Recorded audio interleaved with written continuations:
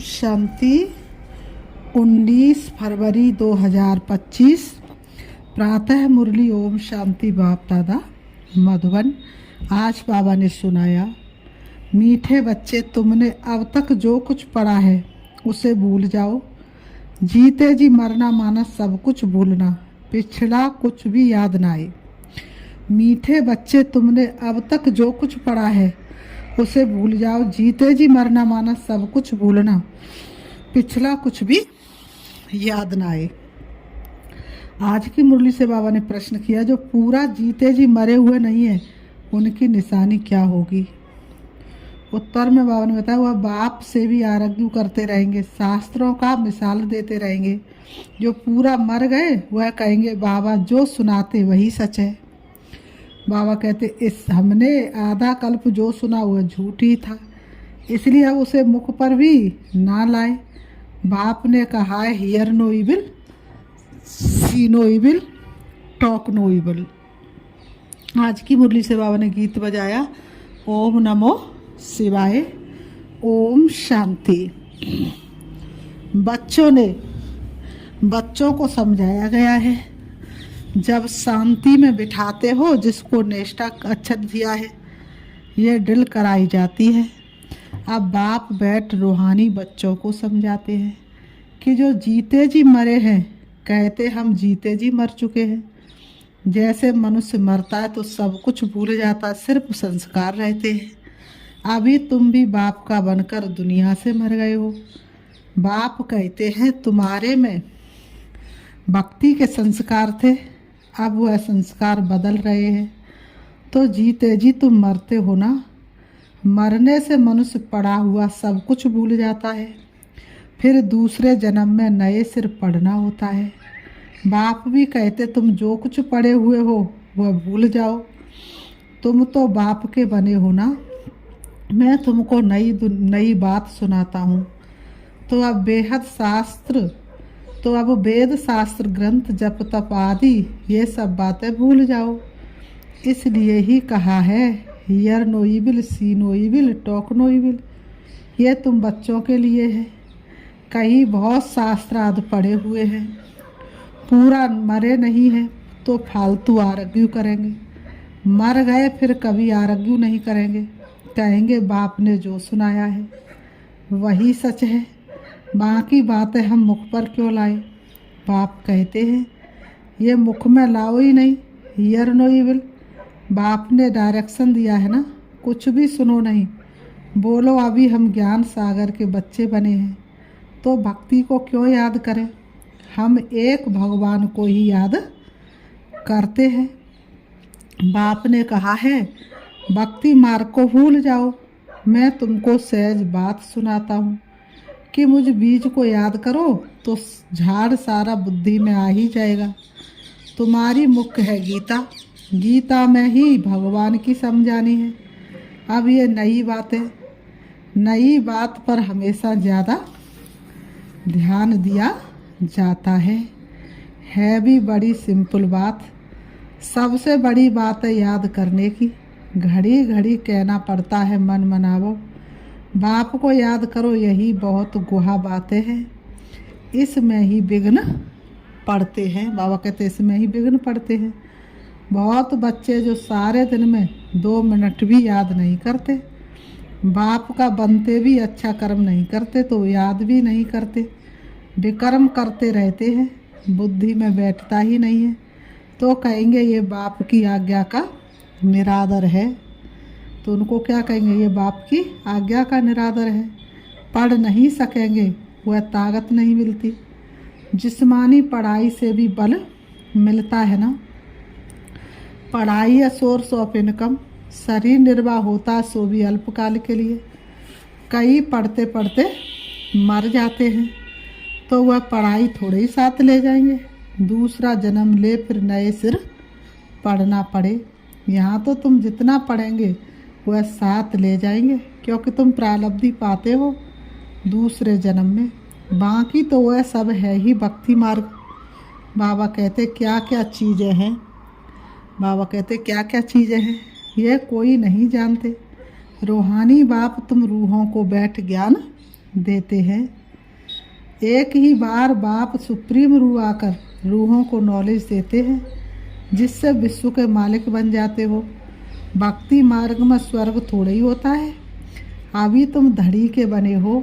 माया कई बार बच्चों को भी निधन का बना देती है। माया कई बार बच्चों को भी क्या कर देती, निधन का बना देती। छोटी छोटी बातों में आपस में लड़ पड़ते हैं। बाप की याद में नहीं रहते तो निधन के हुए ना। बाबा ने कहा बाप की याद में नहीं रहते तो किसके हुए, निधन के हुए ना। निधन का बना तो जरूर कुछ ना कुछ पाप कर्म कर देंगे। बाप कहते हैं मेरा बनकर मेरा नाम बदनाम नहीं करो। बाबा कहते मेरा बने हो तो मेरा बनकर मेरा नाम बदनाम ना करो। एक दो से बड़ा प्यार से चलो, उल्टा सुल्टा बोलो मत। बाबा कहते हैं बाप का वो ऐसी ऐसी अहिल्या कुब्जा भीलनियों का भी उद्धार करना पड़ता है। बाप को ऐसी ऐसी अहिल्या कुब्जा भीलनियों का भी उद्धार करना पड़ता है। कहते भीलनी के बेर खाए, अब ऐसे ही भीलनी के थोड़े ही अब ऐसे ही भीलनी के थोड़े ही खा सकते हैं। भीलनी से जब ब्राह्मणी बन जाती तो फिर क्यों नहीं खाएंगे। इसलिए ब्रह्मा भोजन की महिमा है। शिव बाबा तो खाएंगे नहीं, वह तो अभोक्ता है। बाकी ये रत तो खाते हैं ना। तुम बच्चों को कोई से आरग्यू करने की दरकार नहीं है। हमेशा अपना सेफ साइड रखना चाहिए। अक्षरी दो बोलो, शिव बाबा कहते हैं। शिव बाबा को ही रुद्र कहा जाता है। रुद्र ज्ञान यज्ञ से विनाश ज्वाला निकली तो रुद्र भगवान हुआ ना। श्री कृष्ण को तो रुद्र नहीं कहेंगे। विनाश भी कोई श्री कृष्ण नहीं करते, बाप ही स्थापना विनाश पालना कराते हैं। खुद कुछ नहीं करते हैं, कराने वाला कराते हैं। कराने वाला बन के कराते हैं, खुद कुछ नहीं करते। नहीं तो दोष, बाबा ने कहा नहीं तो क्या पड़ जाए, दोष पड़ जाए। वह है करण करावनहार। बाप कहते हम कोई कहते नहीं कि विनाश करो। यह सारा ड्रामा में नूदा हुआ है। शंकर कुछ करता है क्या, कुछ भी नहीं। ये सिर्फ गायन है कि शंकर द्वारा विनाश, बाकी विनाश तो वह आप ही बाबा ने कहा कर रहे हैं। यह अनादि बना हुआ ड्रामा है जो समझाया जाता है। रचयिता बाप को ही सब भूल गए हैं। कहते हैं गॉड फादर रचयिता है, परंतु उनको जानते ही नहीं। समझते कि वह दुनिया क्रिएट करते हैं। बाप कहते मैं क्रिएट नहीं करता हूँ, मैं चेंज करता हूँ। कलयुग को सतयुग बनाता हूँ, मैं संगम पर आता हूँ। जिसके लिए गाया हुआ है सुप्रीम ऑस्पिशियस युग। भगवान कल्याणकारी है, सबका कल्याण करते हैं, परंतु कैसे और क्या कल्याण करते हैं ये कुछ जानते नहीं। बाबा कहते अंग्रेजी में कहते लिबरेट गाइड, परंतु उनका अर्थ थोड़ी समझते हैं। कहते भक्ति के बाद भगवान मिलेगा। बाबा ने कहा सदगति मिलेगी। सर्व की सदगति तो कोई मनुष्य कर ना सके। कितना भी अपने को श्री श्री 108 कहलाए, लेकिन सबकी सदगति तो कोई मनुष्य कर ना सके। नहीं तो परमात्मा को पतित पावन सर्व का सदगति दाता क्यों गाया जाए।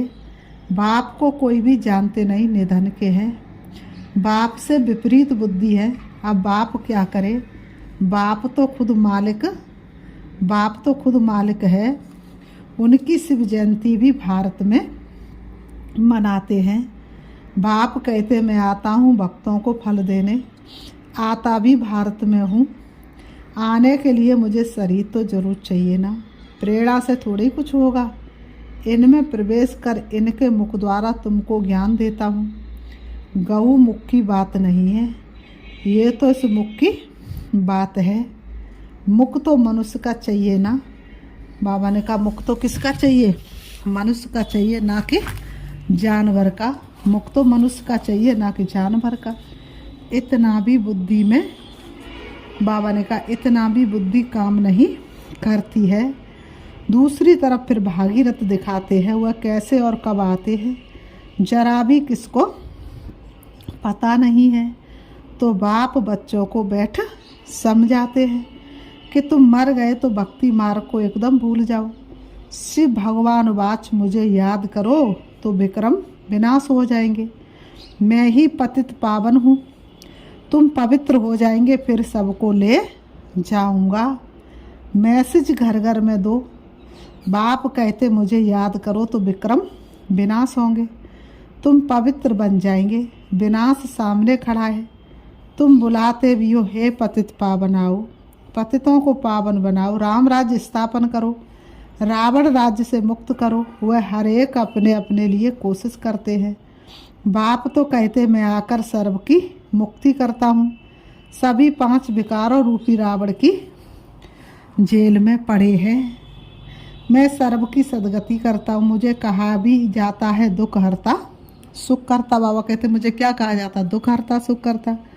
राम राज्य तो जरूर नई दुनिया में होगा, पुरानी दुनिया में तो राम राज्य हो नहीं सकता। कोई कितने भी सुंदर मकान बनाए, कितना भी साइंस आगे चली जाए, लेकिन पुरानी दुनिया में तो नई दुनिया हो नहीं सकती। तुम पांडवों की अभी है प्रीत बुद्धि, कोई कोई की तो फौरन प्रीत बुद्धि बन जाती है, कोई कोई की धीरे धीरे प्रीत बुद्धि जुटती है। कोई तो कहते बस हम सब कुछ बाप को सरेंडर करते हैं, सिवाय एक के दूसरा कोई रहा ही नहीं। सबका सहारा एक गॉड ही है। कितनी सिंपल से सिंपल बात है।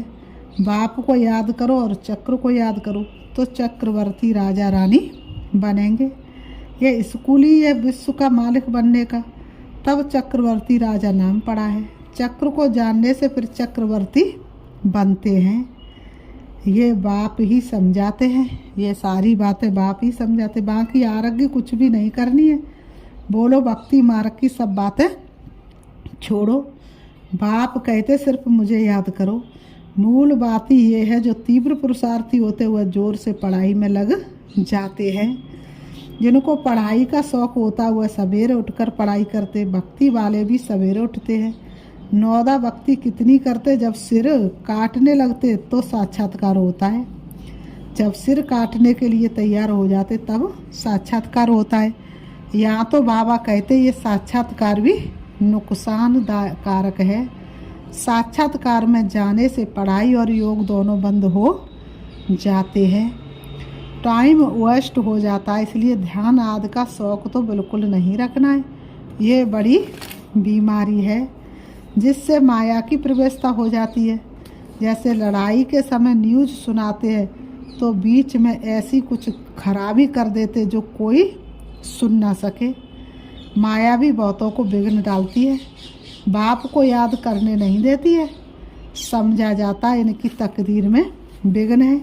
देखा जाता है कि माया की प्रवेशता तो नहीं है, बेकायदे तो नहीं कुछ बोलते हैं, तो फिर झट बाबा नीचे उतार देंगे।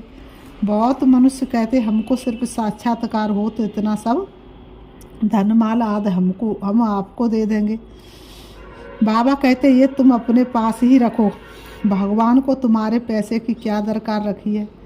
बाप तो जानते इस पुरानी दुनिया में जो कुछ ऐसा भस्म हो जाएगा।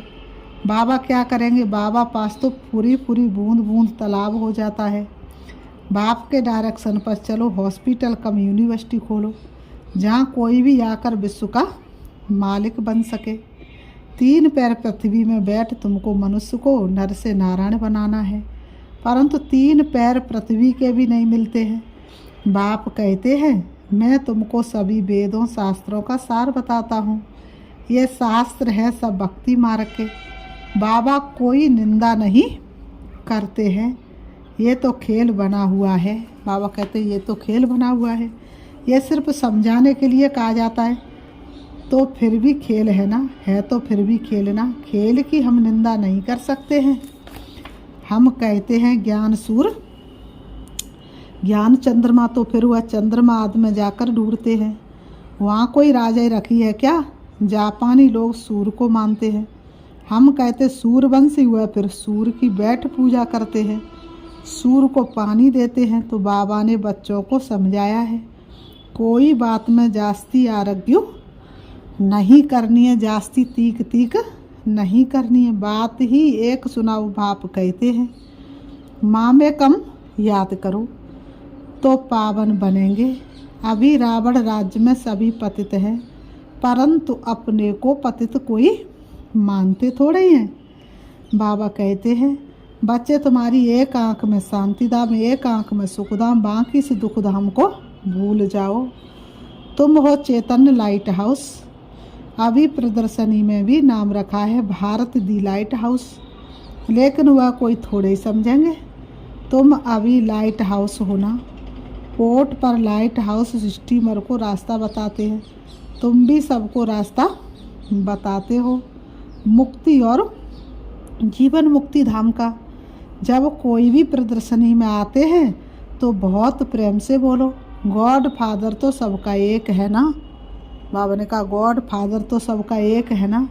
गॉड फादर या परम पिता परमात्मा कहते हैं कि मुझे याद करो तो जरूर मुख द्वारा कहेंगे ना। ब्रह्मा द्वारा स्थापना, हम सब ब्राह्मण ब्राह्मणियाँ हैं। ब्रह्मा मुख वंशावली, तुम ब्राह्मणों की वह ब्राह्मण भी महिमा गाते हैं। बाबा कहते ब्राह्मण देवताए नमः। ऊंचे ते ऊंच है ही एक बाप। वह कहते हैं मैं तुमको ऊंचे ते ऊंच राजयोग सिखाता हूँ, जिससे तुम सारे विश्व के क्या बन जाते हो, मालिक बनते हो। बाबा कहते वह राजा ही तुमसे कोई छीन ना सके। बाबा ने कहा भारत का विश्व पर राज था, भारत की कितनी महिमा है। अभी तुम जानते हो कि हम श्रीमत पर ये राज स्थापन कर रहे हैं। फिर बाबा कहते अच्छा मीठे मीठे सिखी लते बच्चे प्रति माता पिता बाप दादा का याद प्यार और गुड मॉर्निंग। रूहानी बाप की रूहानी बच्चों को नमस्ते।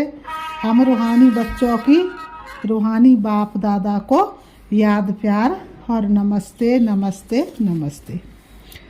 धारणा के लिए मुख्य सार नंबर 1, तीव्र पुरुषार्थी बनने के लिए पढ़ाई का शौक रखना है। सवेरे सवेरे उठकर पढ़ाई पढ़नी है। साक्षात्कार की आस नहीं रखनी है, इसमें भी टाइम वेस्ट जाता है। नंबर 2, शांति धाम और सुख धाम को याद करना, इस दुख धाम को भूल जाना। किसी से भी आरग्यू नहीं करनी है। प्रेम से मुक्ति और जीवन मुक्ति का रास्ता बताना है। प्रेम से मुक्ति और जीवन मुक्ति का रास्ता बताना है। आज की मुरली से बाबा ने वरदान दिया, सदा सुखों के सागर में लवलीन रहने वाले अंतर्मुखी भव। सदा सुखों के सागर में लवलीन रहने वाले अंतर्मुखी भव। स्पष्टीकरण है, कहा जाता अंतर्मुखी सदा सुखी। जो बच्चे सदा अंतर्मुखी भव का वरदान प्राप्त कर लेते हैं वह बाप समान सदा सुख के सागर में लवलीन रहते हैं। वह बाप समान सदा सुख के सागर में लवलीन रहते हैं। सुखदाता के बच्चे स्वयं भी सुखदाता बन जाते हैं। सर्व आत्माओं को सुख का ही खजाना बांटते हैं। तो अब अंतर्मुखी बन ऐसी संपन्न मूर्ति बन जाओ। बाबा ने कहा अब अंतर्मुखी बन क्या बन जाओ, ऐसी संपन्न मूर्ति बन जाओ। जो आपके पास कोई भी किसी भी भावना से आए, अपनी भावना संपन्न करके जाए। किसी भी भावना से आए तो क्या हो जाए, संपन्न होके जाए। जैसे बाप के खजाने में अप्राप्त कोई वस्तु नहीं। बाबा ने कहा बाप के खजाने में अप्राप्त कोई वस्तु नहीं, वैसे आप भी बाप समान भरपूर बनो। वैसे आप भी बाप समान भरपूर बनो। आज की मुरली से स्लोगन दिया बाबा ने, रूहानी शान में रहो तो कभी भी अभिमान की फीलिंग नहीं आएगी। रूहानी शान में रहो तो कभी अभिमान की फीलिंग नहीं आएगी। अव्यक्त इशारे हैं, एकांत प्रिय बनो, एकता और एकाग्रता को अपनाओ। अपने को सदैव अंडरग्राउंड अर्थात अंतर्मुखी बनाने की कोशिश करो। अंडरग्राउंड भी सारी कारोबार चलती है, वैसे अंतर्मुखी होकर भी कार्य कर सकते हैं। अंतर्मुखी होकर के कार्य करने से एक तो विघ्नों से बचाव, दूसरा समय का बचाव, तीसरा संकल्पों का बचाव बचत हो जाएगी। एकांतवासी भी और साथ साथ और क्या रमणीकता भी इतनी ही हो। ऐसे नहीं कि एकांतवासी बन जाओ तो रूखे सूखे बन जाओ, रमणीकता खत्म हो जाए। नहीं, एकांतवासी भी बनो और साथ साथ क्या बनो, रमणीक भी बनो। अच्छा, ओम शांति, ओम शांति।